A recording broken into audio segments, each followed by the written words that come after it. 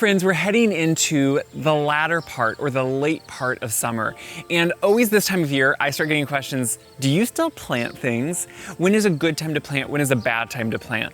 And I'm gonna plant some things today. So you're gonna see that I plant all throughout the season. And what we're doing is, today I'm planting something that I showed you I ripped out.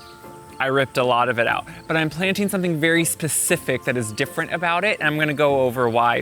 Where we're gonna be working is what is now going into its third year, the pathway. The first part of the pathway that I put in, which is kind of more up on the south side of my yard towards the road, so you could hear some traffic. But I love my pathway, and I love kind of how the long bed has really worked together, how the perennials have really intermixed. The beginning part of it that I kind of started feels a little bit more haphazard. So I'm already thinking for next year of some things I want to do different. And today I just happened to find some of these plants and it was a specific thing I was looking for. So I thought, let's just go ahead and put them in. And I'm going to explain why I don't mind when I plant, as long as I know how to take care of it.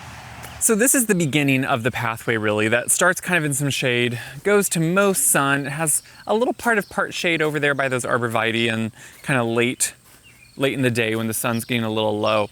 But what we're kind of focusing on and what I'm gonna focus on next year is this area, kind of this whole side right here. The Baptisia got bigger than I was thinking. The grasses, I put a lot of these prairie dropseed terra variety of grass, are really kind of being overtaken by the Baptisia. So next year I'm going to, by the way, Baptisia hate to be moved. They just have nice big tap roots. But next year I'm going to move them back, kind of to the back of the bed, maybe extend the bed a little bit just so I can move them to the back, just so I can have a little bit more ongoing color throughout the season. If you look down, this big perennial bed all the way down, do you see the colors, the rudbeckia, the gorgeous color coming through? I need some of that up here. And so this is a lot of green this late in the season. The Baptisia was pretty, but it has a pretty short bloom time. So I want to add in some other things. I did add in earlier this year some of the extra plugs I had of Summer Magic, knowing next year I will probably move a few of the grasses and group things a little bit differently here. So we're gonna be working in two areas, and I'll show you kind of the couple different areas. I have one area that's opened up slightly back in here, and that's one area I'm gonna be planting a couple things in. I had some Monarda that just wasn't, Monarda's hard. You either love it or you hate it, but it can be a plant that just doesn't always do the best and doesn't always work the best. And then the other area is going to be up towards the front here where, say hi to Kip, where Kip is a little bit, but kind of more up in here. So this is the plant we are working with, and I was very excited to find it. So if you follow me or follow my stories kind of on a daily basis, I talked a lot about calamint this spring. I love calamint. I think it is beautiful. And when I first started planting it years ago, without knowing, I had a very specific variety, and it was one that does not reseed. It has sterile seeds. Well, that isn't the variety I always stuck with. When I first put some in along my garden shed, kind of in the backyard, I put in all this variety and it was beautiful and it just did well every year. Pollinators love it. I mean, they just go to this. What I didn't realize was when I put in my big bed here a few years ago, the first part of it, I put in a lot of just the straight variety of calamint.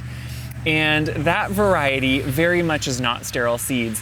And it was starting to overtake much quicker than anything else could seed. So it was overtaking and just coming up everywhere. It was coming up in the path, it's coming up in grass, it's coming up just a little bit of everywhere. And so what I realized was this spring, I wanted to take that out. It was just gonna go too fast and be too prolific and not let everything else naturalize how I wanted it to. So those are one of those things you learn, that the variety on this, the specific variety, really makes a difference. So I'm really glad I found some Montrose White. It's really one of my favorite plants, and now I can plant it again as long as I find this variety, which it was funny when I bought it, they had both varieties there, and there was a customer there, and they were kind of talking to their partner about wondering what the difference was. And then they looked at me and they recognized that I do these videos, and they said, well, hey there. And I said, hi, just to tell you, I'll tell you what the difference is. And so I told them. Because it does to me make a big difference. And it's all, I think plants in general, there's never a bad plant. It's understanding how that plant grows. I did not understand how straight calamint grew, and the way I planted it and where I put it was not the best location. By the way, I don't think I'll ever fully eradicate it. I will find it little seedlings coming up forever. So what we are doing today is going to be planting a few of these. I got 6 plants total, it's all they had that day. And I'm gonna be planting them knowing that next year this bed is gonna get reworked. So where I'm planting these, I'm not gonna have to move them again. So here we are. We have had a great year of rain. We are going into usually warm months here. We had July was very warm, a lot of humidity, but really good rainfall again.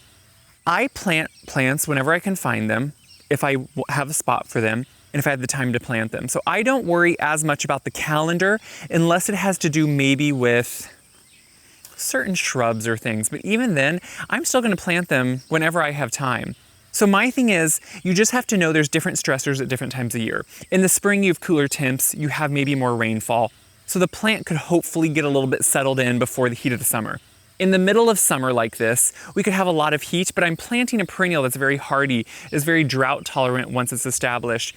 It can actually handle that heat well. And I always tell people, if it is sitting in a nursery lot, it can sit in the ground at your house because it's already in the worst element. It's in a pot outside in full sun, having to be watered every day.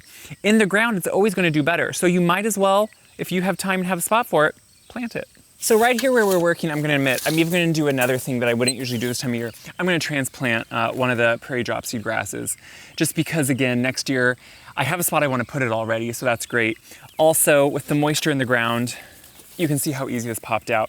This one was not really in the best location. You can tell the ones beside it and around it are growing much larger. This one's small enough that I think I planted it later anyway. I'm gonna just take some ample soil with it. I'm really not worried, so I'm just gonna set it over here. My thing is, we all can kind of figure out what our home gardens are gonna do best. So while there are definitely general rules, I don't think any rule can ever not be broken. So while I think there's a lot of rules that would say, don't move or transplant plants mid-season, like this. Maybe don't plant plants in the middle of summer. I don't think that's always the best hard and fast rule. I think you have to find what you're comfortable with, what your kind of level of care you're willing to give a plant. You know, if you plant something in the middle of summer, it might take a little bit more water. You might want to make sure you're home more and not just leave for a week or two at a time. So that's kind of thing, but I have great soil here. The one thing I'm really lucky where I live in Iowa, Southeast Iowa specifically, I have gorgeous, loamy, rich, black soil. I don't really hit rocks ever. Sometimes I dig multiple feet down and I still don't hit a rock. So this is a perfect spot right here. It gets mostly sun. It does get some dappled shade, but this crabapple above me usually gets a blight mid-season and the Japanese beetles hit it so hard that it actually stays almost full sun here all the time. So I'm going to just prepare 3 holes. Now I do have drip line out here. I want to make sure I'm thinking about that, knowing where that's at. So I'm just going to make sure I can double check that it's not right here, but it isn't. Now my drip line, I usually have it off in these areas that are mostly for drought tolerant plants, mostly things that don't need a lot of water. If we go through heavy dry spells, I can obviously turn them on, but they generally don't need it out here where I am. So this is really like anything else where I will say, if we are having an extreme drought like we had a couple years ago, that would maybe be a time where I wouldn't plant in the middle of summer. Like if I can't get my shovel in easily, I'm probably not gonna plant. I will always, and I think this is even more important when you're planting something mid-season, use biotone. The thing with biotone, which you know I love Espoma products, when you're planting mid-season, you want those roots to become somewhat established before the end of the year. That said, I would even put a perennial, a nice hardy perennial in like this, late in the fall if I could find it and if it's on sale. So what biotone is going to do, it's not only going to feed and help enrich the soil, it's also going to help these roots acclimate and want to grow into the area even quicker.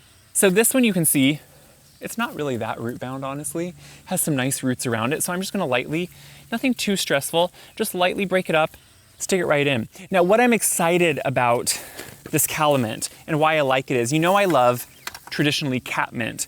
Calamint is a little bit different in that the smell, I actually love the smell of this much better than catmint.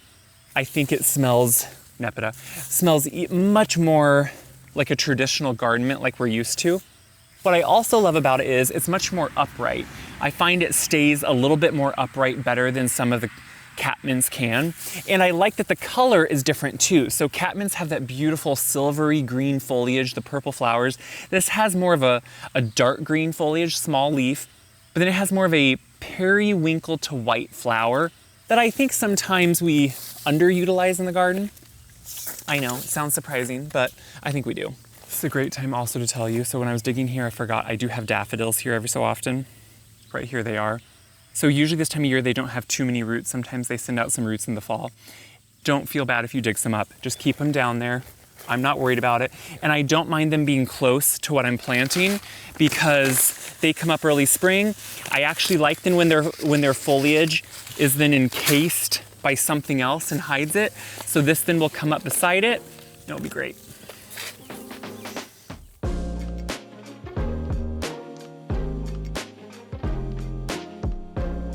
Once I'm done, obviously we want to water it well. I started with well-watered plants. I always think that's essential. If you start with a dry plant, that's just kind of starting it off not in the best conditions, and you don't want to do that. Whenever I'm transplanting something like this, I always try to keep maybe my plastic container or something, just because you don't want all that soil to fall off. So if you can set it in something, it usually transports a little bit easier. We're down here at the corner kind of now of the path, and this is where I want to put, I took out some Monarda here. I want to put this one grass. I already had transplanted 4 here earlier in the year. And I like groupings usually of an odd number if I can. So 5, and you know what, we'll walk down the path here after this so I can show you what some of these grasses and different plants get like when they're more established. But this is where I'm gonna put that transplanted grass that honestly I think will even do better here. It gets a little bit more of that sunlight at once. It also just to me has a little bit more kind of space here to do what it wants. I think these grasses, while they seem kind of boring at first, prairie dropseed grass, especially where I live, is more of a native. The Terra variety is a slight variation from that, and it stays a little bit more compact and contained, but they have just great interest, especially when it comes to fall. You know, when it comes to late season, once the blooms start slowing up, your grasses kind of take center stage with their plumes and kind of how they move in the wind. And I think that's really an interesting thing in the garden and something we sometimes underutilize.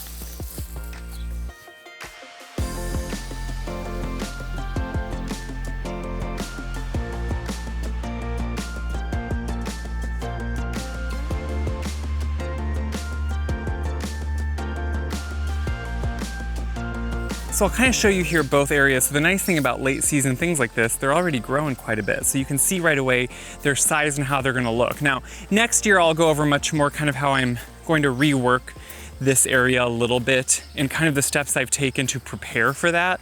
But if you look right here already, I'm already really glad how this area kind of looks with that calamint in. So next year, these grasses, I'll be moving that baptisia, I'll be moving that baptisia, and I will be giving everything more room. I will be making more clumps of flowers and plants, kind of like behind me. So let me go show you kind of down this pathway. So you can see here how there's much more impact over here which by the way, pollinators right now on the agastache or agastaki, look at them. There's big bumblebees. There's kind of just like all over beautiful moths and butterflies, and it just makes me happy to see. So if we work on down, you're gonna be able to see what those Terra dropseed grasses get like. You're gonna be able to see what some of the catmint, the nepeta I have gets like. So in their element, see these dropseed grasses, how big they get. And if you look close, those wispy kind of beautiful plumes, they just kind of dance. And when they're in mass like this, in big groupings, they definitely make more of an impact. And that's kind of what I'm always going for, is these big plantings where there's at minimum 3, but I love when there's 5, 7, 9 plants put together. So over time, they get to be such a large kind of clump. You know, this rudbeckia, it's Goldstrom rudbeckia. Right now, I think all of these had around, last year, these were just planted. They were gallon size, and they were about 5 per clump. And if you look at that impact it has already. So this is more of kind of the goal I'm gonna have in that first part of the pathway next year. I just feel like it kind of took me a little bit to get into understanding how I wanted to use these perennials. You know, over time, some of these when I was growing up in my head were kind of more weeds or things I didn't understand. And I feel like I've grown to understand them more as I've been working with them. And it's really helped me kind of rethink what gardening is for me and how to kind of utilize some of the big space I have for low maintenance gardening. So next year, I really hope to kind of utilize more of these plants in that where we were just planting. So it has kind of more impact and more color at different times of the year. That Joe Pye weed back there, do you see all the butterflies on it? Like if we come back here, do you see there's a monarch there? there's all these beautiful, like just look at all that. Look at all of them flying around. This is, half of gardening. I feel like it's for us, it's for beauty. The other half, if not more, should be for the environment itself. And that's really what these plants have helped me do. It's a shorter video today, but I hope you enjoy kind of seeing why I am planting something that I did rip a whole bunch out of this spring, but why I'm excited because I had to learn. I had to learn that varieties do matter, but also understanding the variety and how it's gonna grow is what matters. The black-eyed Susan or that Rudbeckia behind me, it does reseed. It reseeds at a different rate than that calamint originally did when I had the straight variety. So understanding how those plants work and knowing where you're planting them, what they're gonna be, is super essential. If not, of course we can always redo things, but I think knowing when we put it in, learning along the way, those are the things that happen when we garden, right? And that's what I hope to keep learning along with you, because that's what I'm doing. So I hope you enjoy some gardening too. Know that you can plant now if you can find the plants. You may have to take a little bit more care to water them, but other than that, they're gonna be super happy and healthy all through the season and go into winter to come out even bigger next year. Bye, friends.